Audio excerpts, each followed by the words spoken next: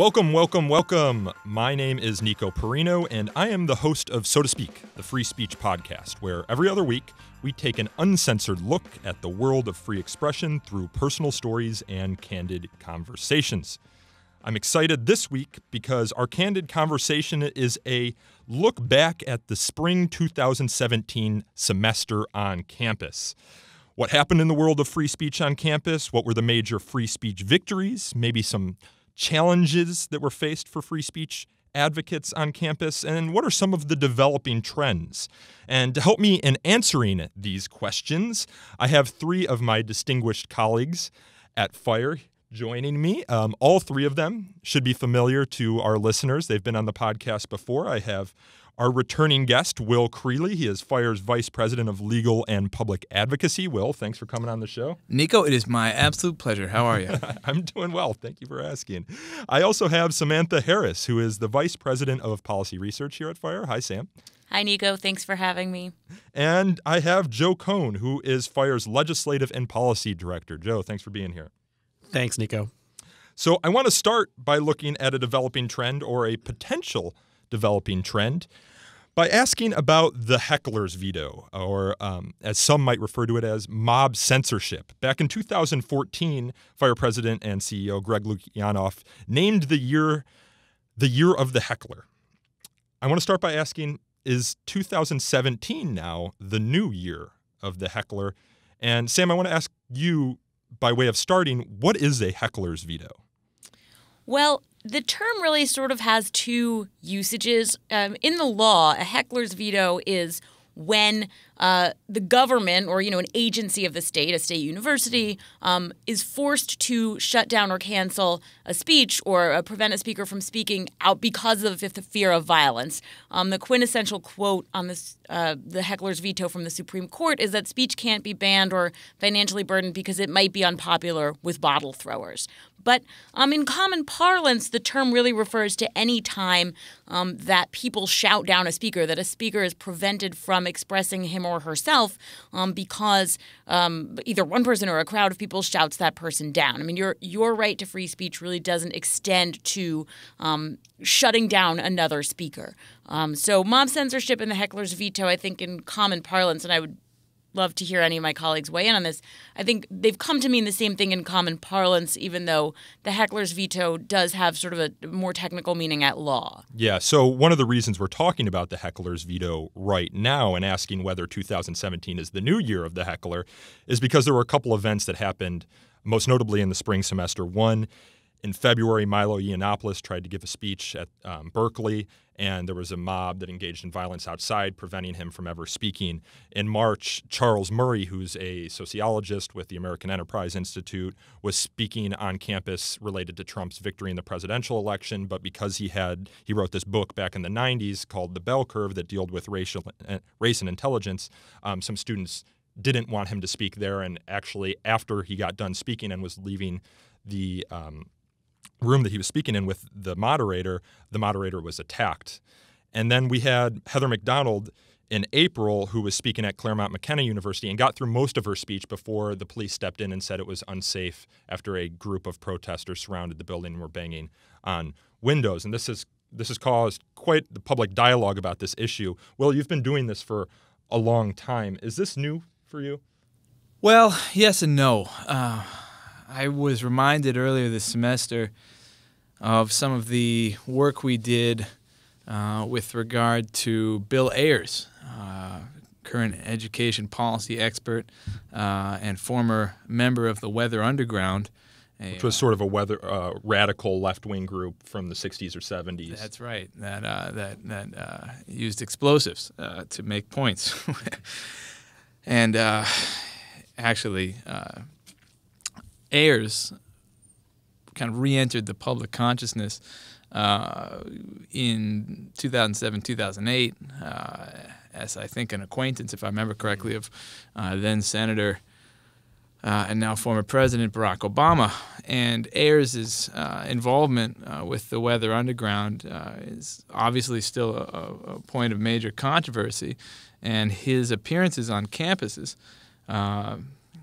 were flashpoints for protests And in a few instances, one, if I remember most notably at University of Wyoming, threats of violence. And the University of Wyoming actually canceled his speech, citing the possibility of a violent response from those who did not want him to be there. And Ayers went to court and got a preliminary injunction, as I recall, to be allowed to continue with his speech. I'm pretty sure I'm right about that. It's been 8 years now. So in that sense, it's not new, right? Threats of violence to prevent people you don't want to hear on campus are unfortunately more common than one might think. But what is new, and I think troubling, is just the intensity and frequency of these threats in recent months. That's been deeply depressing to me, and I think many of us here at FIRE. Yeah, one of the things that I was unaware of, and we recently interviewed Tyler Cowan, who's an economist at the Mercatus Institute or the Mercatus Center, I believe is the name, at George Mason University. He wrote a book called The Complacent Class, and I don't know by the time this podcast comes out if our interview with him will have come out. But he was talking about how in 1 year in the 1970s, there was something like 2,500 bombings or acts of violence on behalf of protesters. And I've heard this from other people, too, in talking about the campus uproars of the past couple of years, is that we forget how toxic, maybe toxic isn't the right word, but how tense campuses were in the 60s and 70s. And I think we've had a period of relative calm in the intervening years that has only, sort of escalated maybe since 2013 when Greg noted in his book Freedom from Speech the beginning of this new campus activism period, starting with the protesting of Ray Kelly at Brown University. Joe, what do you make of this situation? Well, I think it's easy to forget that censorship has been with us since people were able to speak. There's always been someone who's wanted whoever's speaking to shut up. And we've all felt that way, and people have all always been willing to use power when they've had it to stifle people with which they disagree. Yeah. Will, you spoke about how previous uses of violence on behalf of the Weather Underground was used as a justification to deny Bill Ayers the right to speak. And I believe you said in Wyoming in this instance. That was actually the justification used in a recent campus disinvitation attempt by DePaul University in rescinding the invitation to Gavin McInnes, who is a co-founder of Vice Media and sort of a member of the alt-right. He started a group called the Alt-Knights, which is purported to protect members of the alt-right from violence on behalf of those with whom they disagree. And in denying the invitation for Gavin McInnes to speak on campus, the DePaul College Republicans invited him. The president of DePaul said that after clashes outside of Gavin McInnes's February event at New York University, McInnes told his followers, "We're the only ones fighting these guys, and I want you to fight them too. It's fun. When they go low, go lower. Mace them back, throw bricks at their head. Let's destroy them. We've been doing it a while now, and I got to say it's really invigorating. Even when you lose, you feel great about yourself." Now, I should say that the college Republicans and Gavin McInnes himself dispute that characterization of McInnes's comments, noting that McInnes was making those comments in the context of self-defense. But is this a justifiable excuse for denying Gavin McInnes the right to speak on campus if he is invited by a student group, recognizing, of course, that DePaul is a private university, not bound by the First Amendment, but has some very strong free speech promises? Well, Nico, there's a lot to unpack there. First of all, it's a difficult question. That's why I want to think it through. It's a good question. First of all, as you very usefully note, DePaul is, of course, private and thus not bound by the First Amendment. It's also really important, I think, to note that DePaul right now may have the lead in the clubhouse for being the worst school for free speech in the entire country. So it's a close race. It's a close race. There's some strong contenders. They seem to be breaking from the pack. Yeah. On the last one of our colleagues wrote, I love this line from, we wrote a my colleague Adam Goldstein wrote a piece on this last week, and he said that after, we asked rhetorically whether DePaul was America's worst school for free speech, he wrote, "This month, DePaul has responded with the policy equivalent of hold my beer." And in the context he's talking about there, DePaul has this speaker review policy that more or less says that if you are not a member of the faculty or administration, you want to invite a speaker to campus, it needs to go through the administration, and they need to approve the speaker after the administration has investigated whether that speaker might incite violence on campus. Right. Yeah, I mean, I think that, my answer to whether this is a legitimate justification for preventing someone from speaking, my answer would be no. I mean, he clearly is talking about the context in which you are finding yourselves on the receiving end of violence. However, it is in fact a closer call than some of the speech we deal with, and I think I would be more inclined to be at least sympathetic to perhaps the good intentions of the university if it weren't DePaul. Yeah, so some background on DePaul for our listeners here. The college Republicans invited Milo Yiannopoulos to campus last year. The administration, after putting them through the student group through a lot of bureaucratic red tape, required that the student group hire a number of security guards through the administration to prevent violence from happening at the event. There were some hecklers at the event, went on stage, took Milo Yiannopoulos' microphone away from him, started jabbing it in his face, and purportedly, according to some news reports, the administration told the security to stand down, thus ending the event. DePaul also prevented and banned Ben Shapiro, noted conservative commentator, from even appearing on campus. So DePaul has a bit of an issue with speakers on campus right now, and I'm going to turn it over to Will to sort of expand on that. Yeah, so DePaul is a bad actor, right? And setting that aside for a second, I want to agree with Sam. I think that it's questionable. Two doctrines or two cases come to mind thinking about this in terms of First Amendment case law, again recognizing that DePaul is private, but using these cases kind of a lodestar or a benchmark by which to analyze their response here. First is 1972's Healy v. James, a Supreme Court case involving what was then Central Connecticut State College. The president of Central Connecticut State College had denied recognition to a group, a chapter of students for a democratic society, citing the propensity or involvement of other SDS chapters at other campuses to be involved with violence. And the court rejected that invocation of violent acts elsewhere, saying that you really have to kind of deal with the here and now, and that speculation on that front is not enough. So that somewhat tracks the facts here. The other point, of course, has to do with incitement.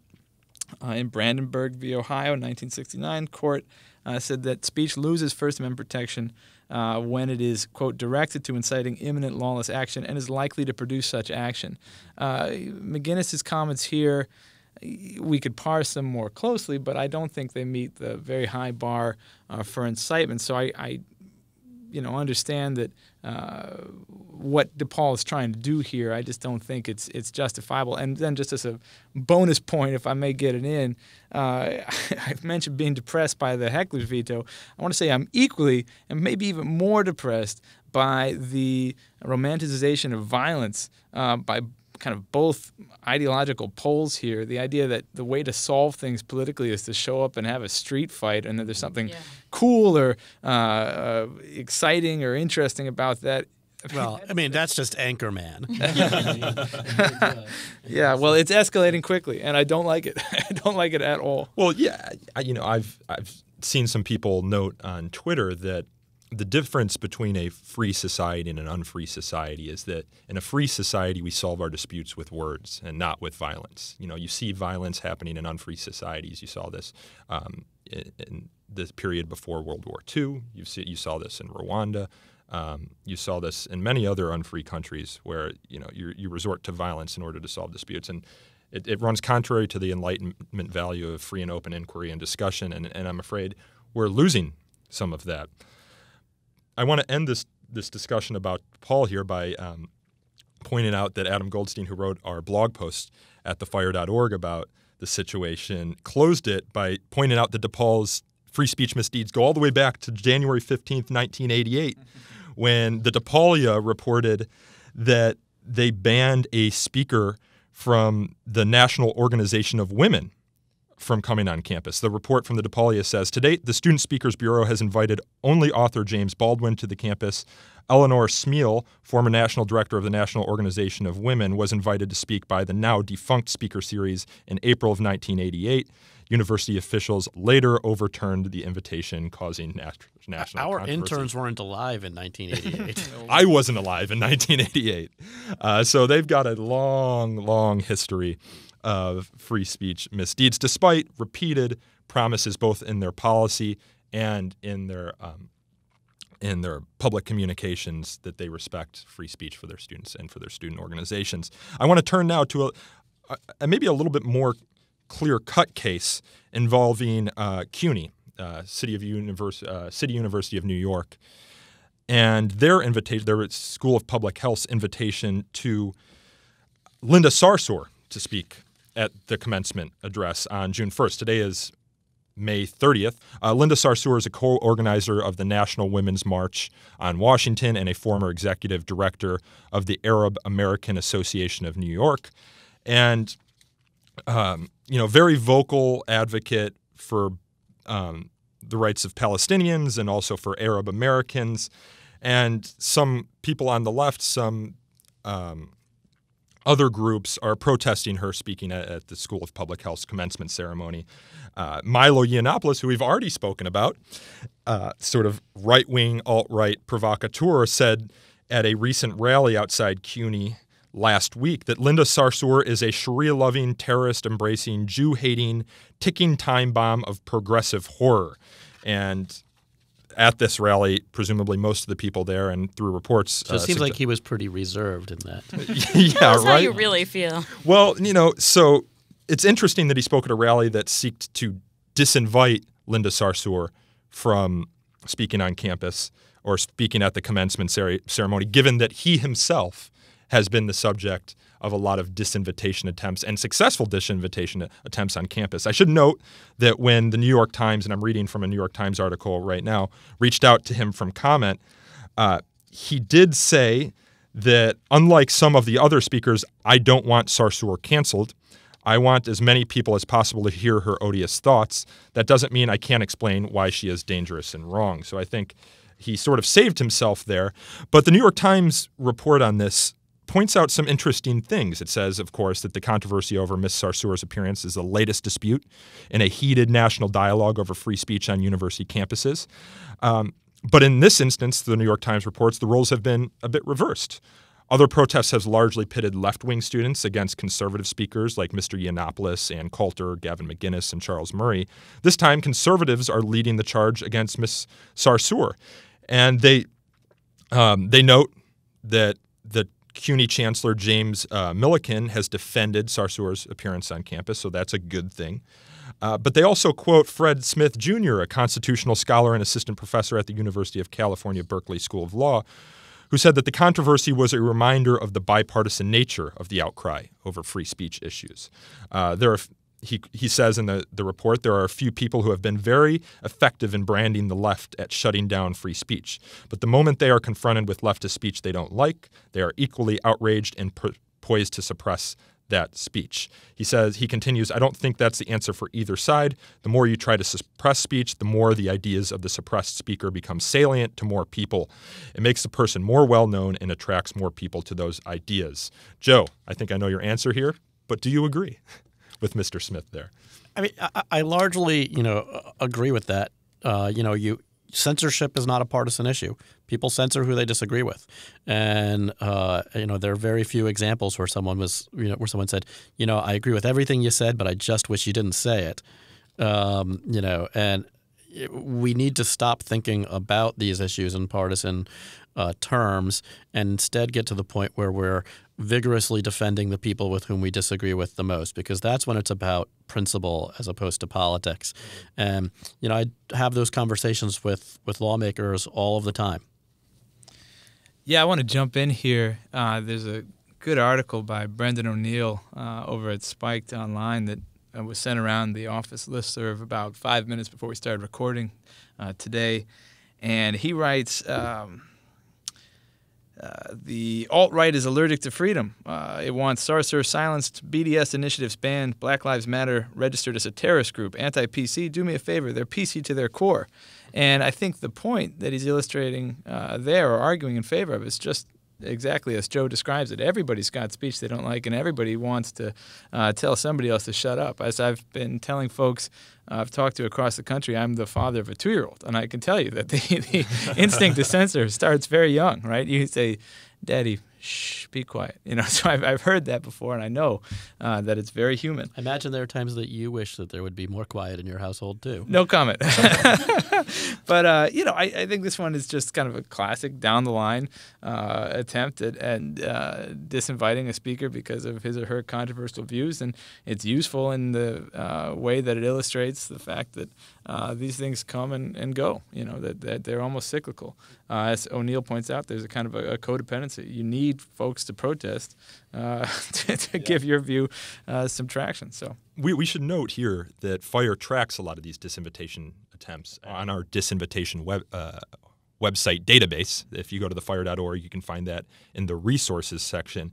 And one of the things that's notable about the database is that the split between disinvitation attempts is pretty even between disinvitation attempts from those on the right and disinvitation attempts from those on the left. Now, if you read headlines, you might think, as the New York Times report, that all censorship attempts on campus come from the quote-unquote left, but that's not our experience here at FIRE, is it, Sam? No, not at all. And I think it illustrates the point that everyone needs to be concerned about free speech. I mean, one of the big challenges we face here at FIRE is whoever's speech we are defending, we get pushback from other people about, how can you defend that speech? And we always try to explain, well, look, next time it will be your speech. And I think that in the case of Linda Sarsour, speech on the Israeli-Palestinian conflict is perhaps the best illustration of this, because if you look at this disinvitation database you just mentioned, it is rife with examples of disinvitations and shoutdowns of speakers both from the pro-Israeli and the pro-Palestinian standpoint. So we're always trying to convince people of this, but it's very difficult. I mean, as Will said, the impulse to censor speech that one disagrees with is very strong, and you really have to somehow convince people to fight against that very natural instinct to favor speech they agree with and disfavor speech they disagree with. There was a cool day in the office earlier this semester, one of the highlights, again, of a pretty dark and depressing semester, where FIRE's work was praised both in the Socialist Worker and on National Review Online. And what I think, again, that goes to show is that consistency counts when it comes to free speech, right? You have to stand up. And if I'm not mistaken, the Socialist Worker was talking about a case also in New York at Fordham University, also involving the Israeli-Palestine question, where a prospective chapter of Students for Justice in Palestine had been rejected by Fordham on the basis that they were too divisive. That the group's message was just too much for Fordham University, which also promises students free speech. So what comes around goes around. So much of the focus on this issue is on the partisan aspects of how these individual cases play out. And I think it's a little bit saddened that we had to even coin a phrase like disinvitation season, that it's becoming, a par for the course. But I also think it's a really positive thing that we're seeing so many students who are being active about engaging in politics as opposed to being passive. I wish they weren't taking that activism and using it to be censors in these instances. But I think that we have an easier conversation to have. To convince someone to get off the couch and stop being apathetic and be engaged is the harder thing. To convince someone that their form of engagement has to play by some amount of legal rules is a smaller lift. So I actually think that while it's disappointing that there is so much of this mob censorship going on, I see potential here for all of us to be better by having a generation that is engaged. Last point on that. Mike Pence, the vice president of the United States. I want to talk about that next. Right, at Notre Dame. He's given the commencement address, and what you saw were a number of students walk out during the commencement address from the vice president. And as Jacob Levy and others have noted, Jacob Levy writing for the Chronicle this past week, that kind of walking out is far better than shouting down. That it's an act of speech that does not disrupt the vice president's address. It allows everybody both to hear the address and also Vice President Pence to continue giving the address, but also registers the expressive component that the students sought to by making that symbolic action. And that maybe is an example of what you're talking about, Joe, where they're engaged, but they're not engaging in a way that censors others. They're engaging in a way that makes their own voice heard. Yeah, we wrote about this on our website, Adam Steinbaugh, who works in our individual rights defense program. And Adam wrote that a number of graduating students quietly walked out when Vice President Pence began speaking, engaging in peaceful protest without substantially disrupting a speaker or preventing a willing audience from listening. Although some have criticized whether the students' response was appropriate, this was quite clearly a more speech response to a speaker they found objectionable. The protest didn't derive its power from reducing speech, but from adding a visual element to it. We should also note – oh, yeah, Sam, jump in. I do want to jump in. I mean, I think that this is really important to say – well, at least it is to me that, 100% protest, more speech.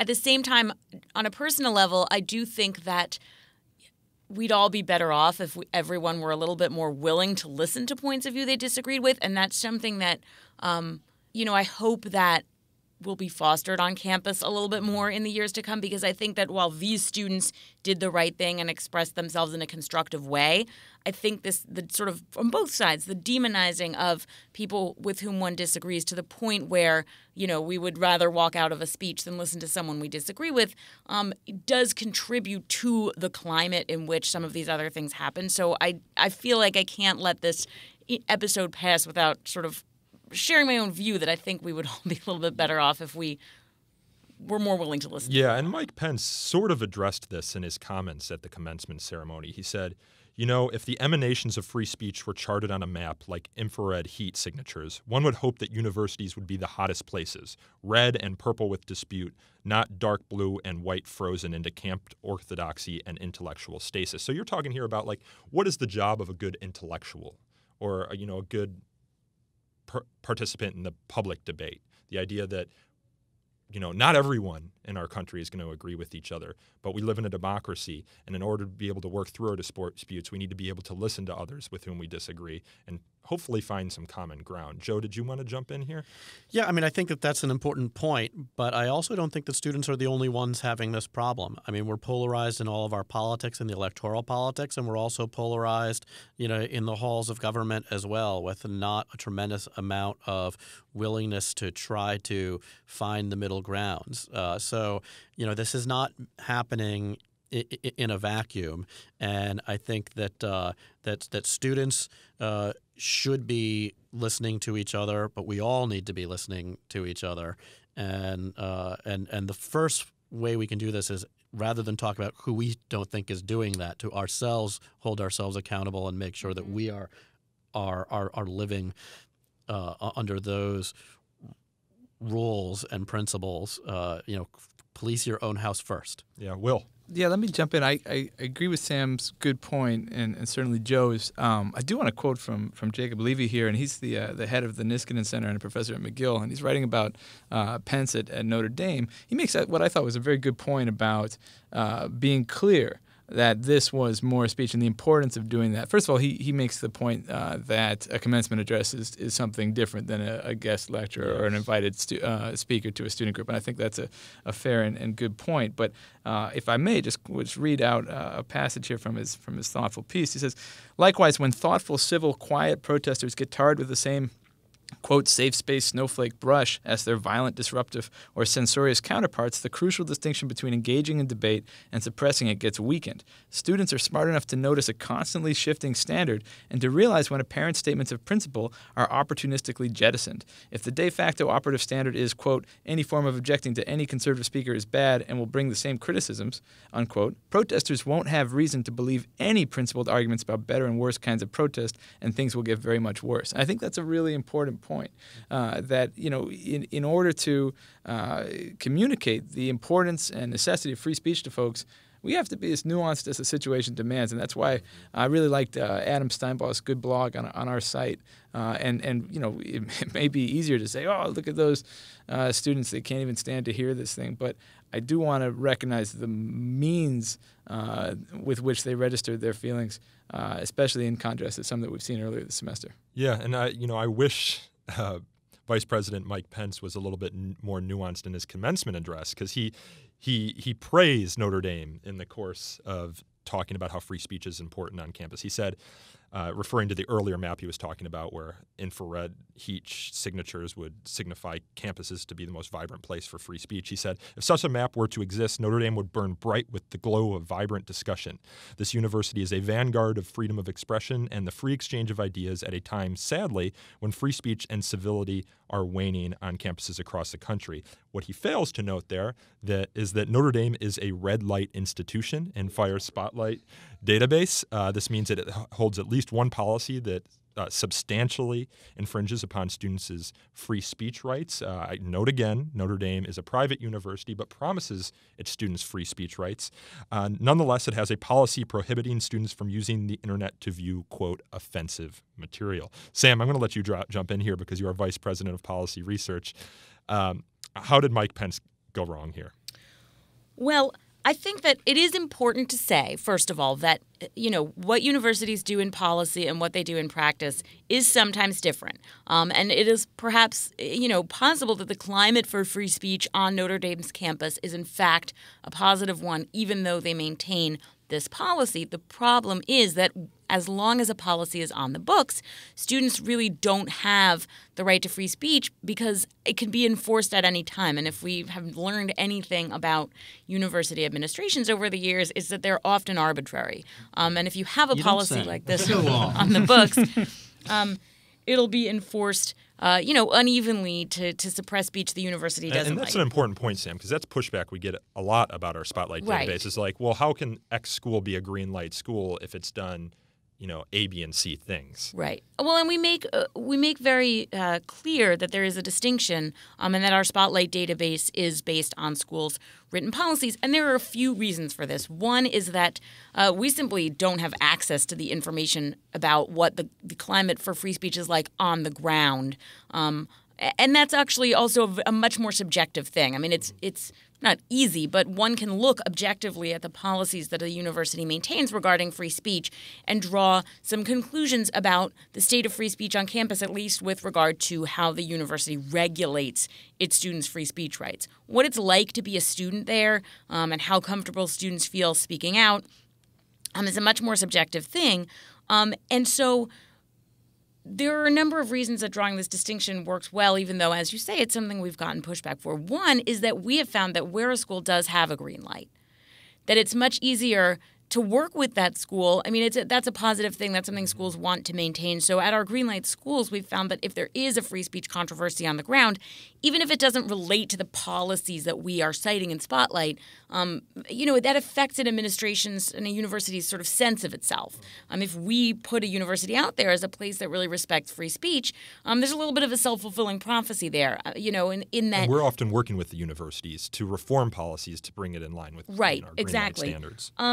And then, the issue with the red light school that may be, protective of free speech in practice is that, A, written policies have a chilling effect. So you never know, even if it seems like students are expressing themselves freely on campus, you never know how much speech simply isn't taking place because people have read those policies and fear punishment. I mean, the fear of punishment is a very powerful deterrent against speaking out. And that's something that we always point out, the chilling effect. We just don't know what we can't hear. Yeah, Joe? Can we touch base real quickly about the vice president's comments, though? Because I think it's important to also emphasize that while he was wrong about the state of free speech on Notre Dame's campus with respect to the written policies, it's still a really powerful statement for a sitting vice president to make in the time that he has in this, in the spotlight of a commencement speak to talk about free speech on campus and why it's important. And I think that it's something that we've praised in the past when President Obama did it as well, because it's important that our elected officials, all the way up,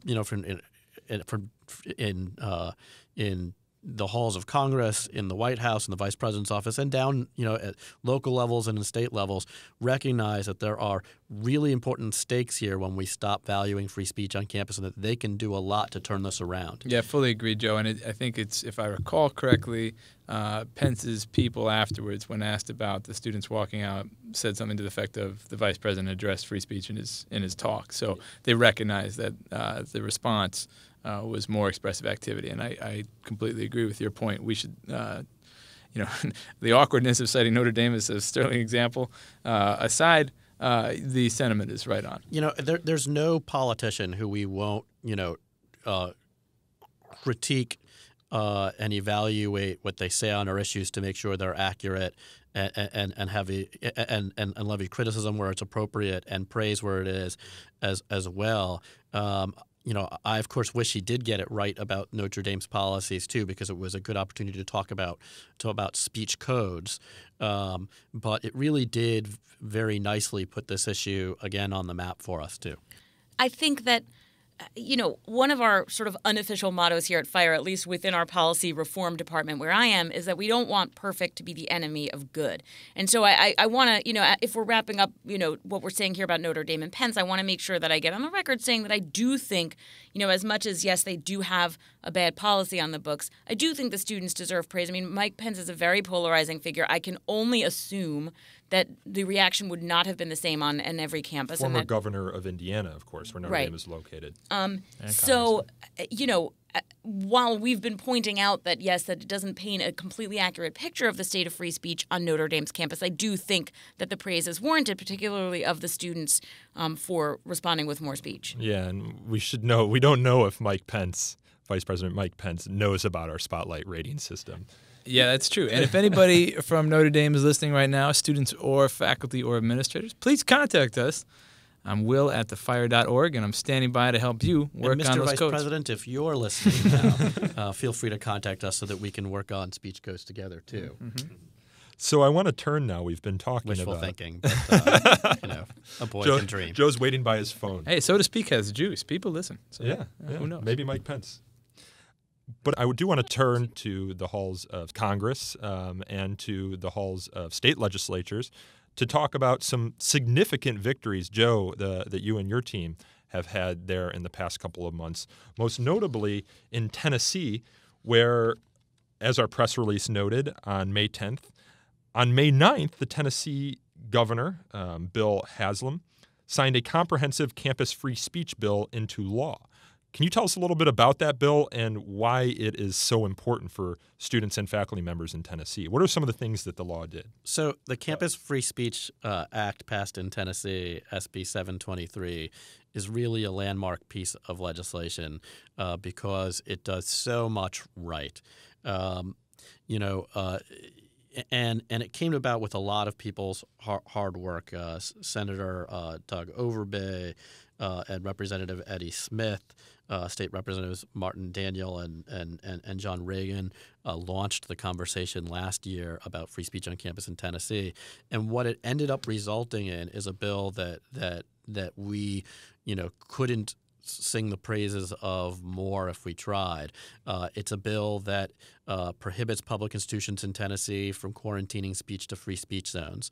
It's a bill that locks in the Supreme Court's definition of peer-on-peer harassment, a definition that really makes sure that schools have the ability to respond to discriminatory harassment without infringing on students' free speech rights. I can't emphasize how important that is because that's probably the most common form of speech codes that we see on college campuses. It prohibits schools from distributing student activity fees in a discriminatory basis based on the recipient organization's political positions. It it accomplishes so much for students. It prevents some of the disinvitations that we're seeing by prohibiting universities from canceling invitations to speakers that were issued by student organizations or faculty. And then lastly, it includes a provision that protects academic freedom as well.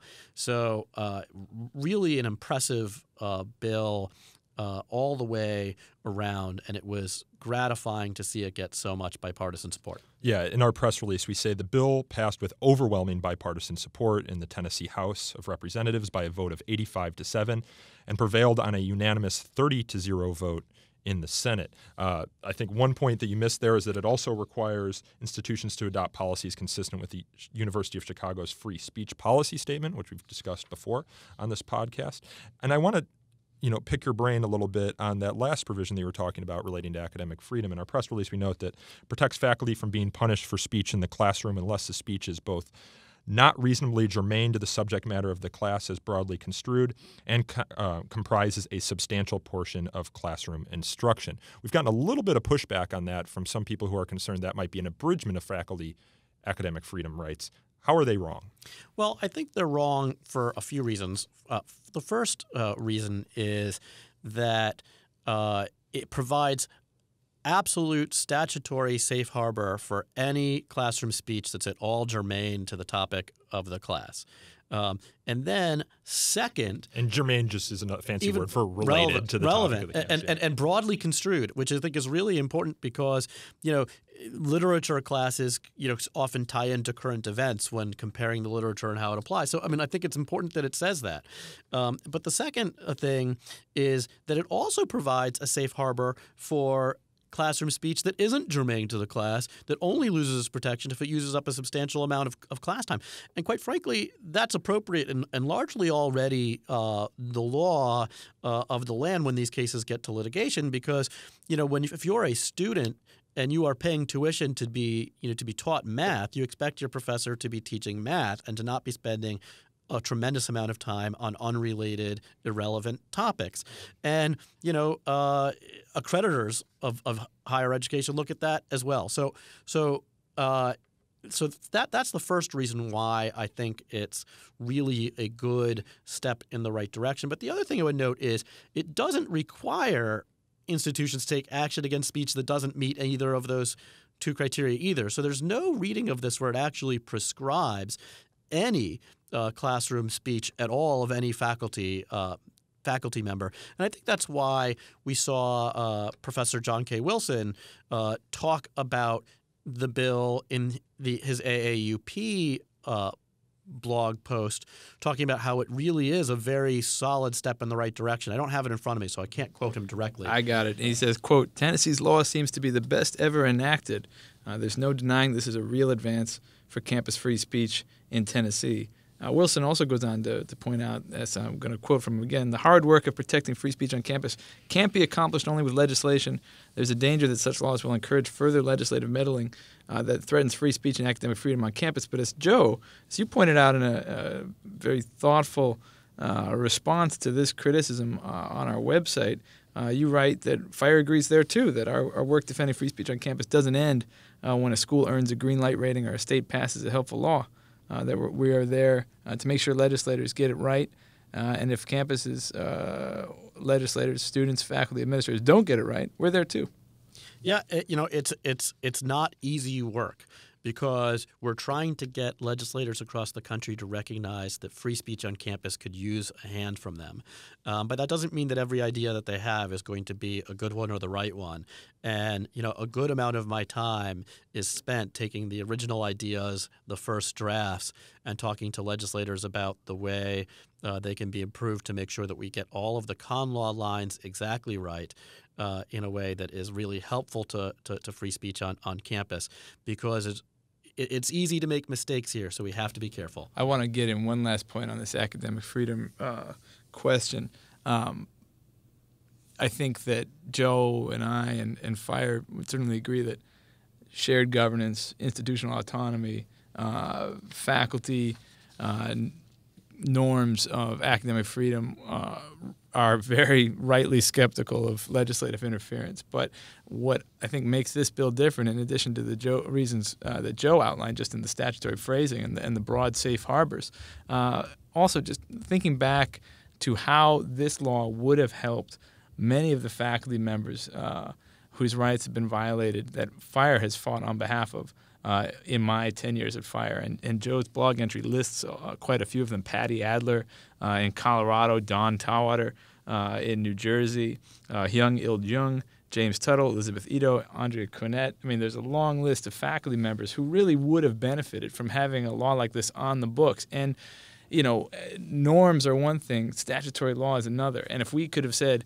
actually, punishing Patty Adler for what she taught in her sociology class not only violated academic freedom just as a professional norm, but also violated the law, that would have been powerful. That would have really helped. Yeah, and I think that one of the changes I've seen in the last few years at FIRE, well, I mean, in my last few years at FIRE, but, you know, on campus, that has distressed me more than almost anything is the growing impact of demands for censorship and the campus climate on the germane speech of faculty in the classroom. Because I think once that's fair game, you really, you know, the core purpose of a university is threatened. So, you know, I think that this is so important in that regard. You know, and I think that shared governance is really important to be able to negotiate lines that really should be up for debate, that the stakeholders should be able to figure out those lines together. But I don't see any legitimate reason why anyone should be able to negotiate away the most basic core principles of academic freedom. And that shouldn't be up for negotiation. You shouldn't have to, in your collective bargaining agreement, think that locking that in is so important that you have to give up something else in a trade-off.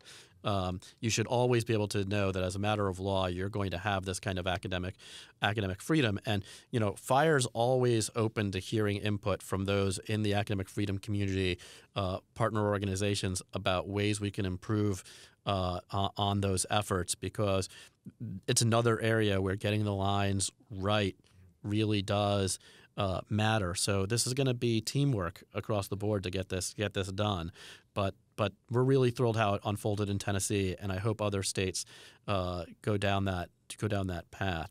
But if I can have a moment to also talk about some of the other I want to ask you quickly: the Tennessee law, does this affect private institutions in the same way like the Leonard law does in California? This is only affects public institutions, and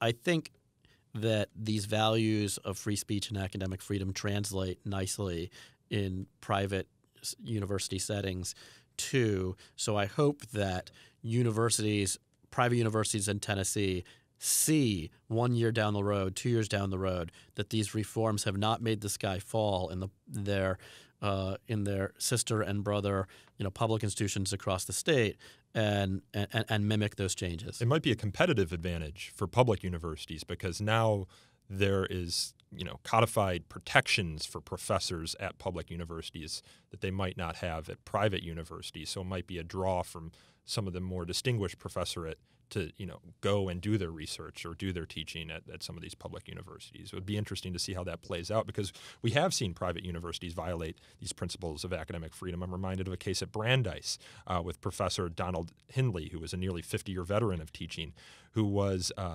declared guilty of racial harassment and had a monitor placed in his classroom for criticizing the word wetbacks, just using the word wetbacks in the context of his Latin American politics course. Explaining where it came from and explaining why it is a slur and where it came from. Yeah, incredibly germane to his Latin American studies and politics class. So. You know, I had what was a constructive but to me a little bit frustrating conversation with a faculty member who has been a long time kind of ally of FIRE's, and he was concerned about a rash of bills that have been introduced that he thought jeopardized some academic freedom. And quite frankly, in ways that I actually agreed with him that the initial drafts, the original language that was introduced, that FIRE didn't play a role in writing, you know, raised some of those concerns that he was raising. And he said to me that the more these legislatures legislate, if they continue along these lines, it might push me from public institutions to requiring myself to only consider private institutions to teach at. This Tennessee bill really flips that script by getting those lines exactly right. If you have a choice to teach in a Tennessee private institution without those protections or one with those protections, I can't think of a rational case for why you would want to be in a place where you don't have the law also on your side. So I hope that other states really do follow the Tennessee model. Yeah, and we should note that not every bill introduced in a state legislature is one that FIRE's helped with. So, I'm the director of communications. We field media requests from journalists who think that every time a legislature seeks to legislate on a free speech on campus issue, it's of FIRE's doing. This isn't the case, right, Joe? Although we do seek to help and bring these laws in line with constitutional principles. We're a two-person legislative and policy unit here, and the more legislators get interested in this issue, I think it's a largely positive thing that we see more bills introduced. But they're not always copied and pasted from the best language that we've seen, and we don't have the bandwidth to correct and work with legislators on all of them, but we try as often as we possibly can to help out to make sure that it's the finished law is exactly right on those constitutional lines when we have those opportunities. So we're proud of the track record we've had so far. You're punching above your weight, and you've got some other victories in Colorado and Utah, Unfortunately, right? my weight is increasing, so we'll have to work on that this summer. But yeah, we did have some nice victories in Colorado and Utah as well, where those legislatures passed bills to eliminate free speech zones on campus. And while those bills are narrowly focused on one form of campus censorship, it's a really prominent form of campus censorship. 1 in 10 campuses that have these. Right, that we're eliminating one state at a time. So in Colorado, that was largely thanks to a bipartisan group led by Senators Tim Neville, Representative Jeff Bridges, and Stephen Humphrey, but also Representative Dave Williams, and they worked really hard together in a bipartisan way to get that across the finish line. And in Utah, Representative Kim Coleman worked really hard to get that done too. And we're seeing that there is really broad consensus across the political spectrum that quarantining speech with free speech zones is wrong. And it's a good place for legislators to start because people on all parts of the political spectrum agree. And it doesn't, bring in some of the harder, questions that we have to answer. So when dealing with getting the right lines in legislation, so we're really glad that if you look at the map right now, Virginia has statutorily eliminated free speech zones. Utah and Colorado, as we mentioned, now Tennessee with its bill did. Missouri did so as well. Arizona's already done it, and Kentucky legislature tacked on a provision in a more controversial bill about religious liberty on campus this year too. So more and more states are thinking of doing it, and there's now legislation pending in Michigan, Wisconsin, and New York to do the same, and just the other day, Louisiana's second chamber passed a more comprehensive bill on free speech on campus that also includes a provision to eliminate free speech zones that is going to conference committee and then probably to the governor's desk in a couple of weeks. So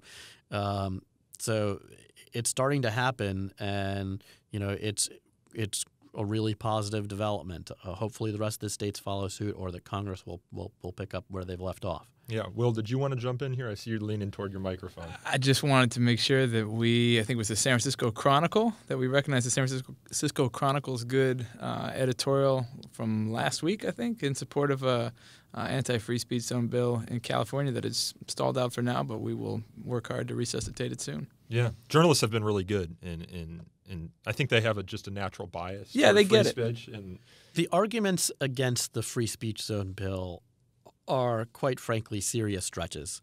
And that's being nice. And are you talking about the bill in California? I'm talking about all of them, but in California, some of the schools argued that it would cost them millions of dollars, which was millions of dollars to comply with the Constitution. Right. Right. I mean, that's that. I would say that it's laughable, but that's being charitable. I mean, really, the truth of the matter is the bills largely codify what the case law already says while providing students a broader enforcement mechanism if schools don't do what they're already legally supposed to be doing.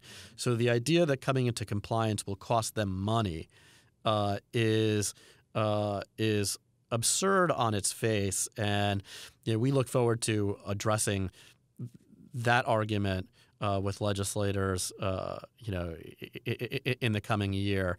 The California bill had cleared two committees, the Senate Judiciary Committee and the Senate Education Committee, unanimously before it stalled in the Senate Appropriations Committee over the claims that it would cost millions of dollars. So we hope to educate the committee between now and next year so that we don't have that same fate. Yeah, it's going to be a tough argument for these schools to make in court when they get sued over their free speech zones, because these schools always lose the free speech zone lawsuits, and it always costs them money. So, yeah, to say that their argument has any merit is being charitable. It would cost them less if they came into compliance to begin with. Yep. Which is, I guess, the point that we're trying to make both with the legislation and with all of our work with schools to work on their speech codes that Sam and others in our office lead, because a little bit of preventative work by being compliant with the First Amendment goes a long way. Mm-hmm. I want to close up here because we're running out of time and we're running into the lunch hour here at Fire. Just by going around the table here and quickly asking what you guys are looking toward as we head into the summer and then again into the fall 2017 semester on campus. Will, I'm going to start with you. Put you on the spot here. Listen, my summer does not stretch any farther than June 5th, next Monday, which is my wife's due date for our second child. So I've got a little bit of tunnel vision right now. Thinking about the rest of the summer, we've got a really exciting trio of legal interns in the office now. Our undergraduate interns arrive next week. So we are going to be hard at work preparing materials, conducting legal research, and really getting all of our various initiatives sharp and ready to deploy when school is back in session in September. The summer always goes much too fast.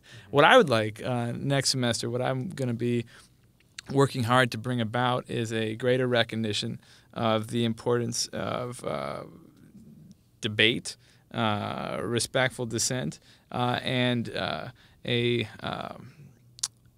positive evaluation of the fact that free speech protects all of us, not just the speech that is loathsome or marginal or discredited or hateful, but our right to call out that speech too. I want to work hard next year, and so we're sitting in these chairs in May of 2018. Oh my God! So we're sitting in these chairs next year thinking, that was a really breakthrough year. We passed a lot of good legislation. We won some court cases. And most importantly, we have students from across the political spectrum saying, you know what, free speech is a real friend of ours. That would be great. Mm-hmm. And I should say, after you're mentioning our intern program, that I'm a beneficiary of that program. It's a wonderful program that mixes education with real work that helps Fire. And if there's anyone listening, I actually know that we have a lot of listeners that are in college or in law school. Keep a lookout, follow our website for open application season for those internships, because it's a great education. It's a great opportunity to work on the ground to defend civil rights on college campuses. And many of our interns go on to work at Fire. I am an example of that. Like me, I am an example of that. I was a Fire legal intern way back in the dusty days of 2004. So, yeah. Will's been here a long time. He's seen a lot. Sam, I want to turn to you next. What are you thinking heading into the summer? Well, going into the summer, I'm really looking forward to some big due process initiatives that we're going to be undertaking in the fall. And while I realize that's a little bit outside the the range of this podcast, due process is an important issue on campus, and it intersects with the issue of free speech because, what happens when you are accused of violating a speech code on campus? Yep. Do you actually get to be heard in a meaningful way and to defend yourself and to make the arguments you think are best going to help you, or do you get sort of summarily thrown out without a hearing, without an ability to present evidence or make arguments?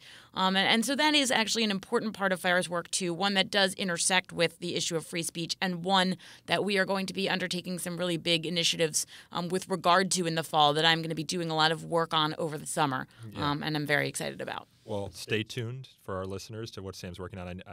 I'm privy to some of the projects you're working on. They're really exciting, and I think will be very helpful to students, to legislators, to the general public in understanding the importance of due process rights on college campuses. Joe, I want to end with you and give you the last word. What are you looking toward in the summer? Ice cream. After just talking about your weight, Joe? I told you it was going to be a challenge. Barbecue, too. But the things I'm looking forward to in the office, there are a lot. We had recently added Tyler Coward to our legislative and policy team, so it's going to be really exciting working directly with him on getting our messaging out. He was previously working in our student network. Yep, and really excited to bring him in the fold. But we still have 3 states with legislation pending on free speech this year, Wisconsin, Michigan, and New York. So we're going to see those through to their conclusion. But the summer is a good opportunity for me to refocus on some of the things that are happening at the federal level. Just a few weeks ago, Representative Phil Rowe from Tennessee introduced a resolution urging schools to eliminate free speech zones in Congress, and and that was exciting. And we had like one blog, post on it, which I think is a measure of just how much has been going on. But to get to refocus again, on the fact that so many members of earlier this year we had Fire President Greg Lukianoff testifying in front of the House Judiciary Committee, where several members of Congress relied on our work and Sam's work in particular in Spotlight to talk about these issues on campus. We get so much contact from members now asking us how they can help, and starting to actually have those conversations and turning the corner and putting those plans into action is going to be really exciting. And those calls are bipartisan. I mean, I've had some really good conversations with people on all parts of the political spectrum about how we can work together on free speech on campus. So that's really what I'm looking forward to is thinking about the ways we can bring these reforms not just to Tennessee and Colorado and Utah and those other states that we mentioned, but to everyone who's going to school at any institution, public institution in the United States. Yeah, well, given your work in Utah and Colorado and Tennessee, you'll be heading into the summer with some momentum, and so we, and I know I speak for our listeners here, we'll keep our fingers crossed on that front. I just want to thank you all again for taking the time out of your busy Tuesday after Memorial Day to join me on the podcast again. You're not newbies on this, but I think you all bring interesting perspectives to the conversation. So thanks for joining us. Thank you for having me. Thanks for having us. Thank you, Nico. This podcast is hosted and produced by me, Nico Perrino, and recorded and edited by Aaron Reese, who is in the studio with us right now. So you want to say hello, Aaron? Hey, Aaron. Everyone clap for Aaron. Yeah. To learn more about So to Speak, you can follow us on Twitter at twitter.com/freespeechtalk, or like us on Facebook at facebook.com/so2speakpodcast. You can also email us feedback at so2speak@thefire.org, or call in a question for a future show at 215-315-0100. If you enjoyed this episode, please consider leaving us a review on iTunes. Reviews really do help us attract new listeners to the show. And until next time, thank you all for listening.